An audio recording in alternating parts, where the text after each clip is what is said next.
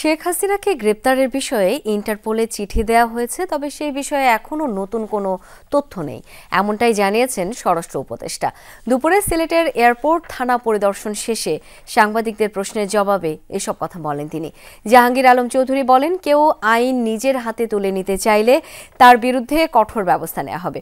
ভবিষ্যতে আর কোনো মব সহ্য করা হবে না।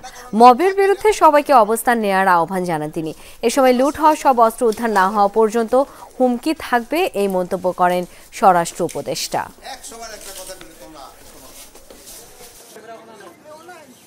আসামি ছিনতাই করে নিয়ে যাচ্ছে, এগুলি ক্ষেত্রে আপনারা বলবেন, এবং যারা ছিনতাই করে নিচ্ছে তাদের কিন্তু আমরা আইনের আওতায় নিয়ে আসছি। এগুলি ক্ষেত্রে আপনারা সত্যি ঘটনা যেটা সাথে সাথে জানাবেন, আমরা ব্যবস্থা নেব।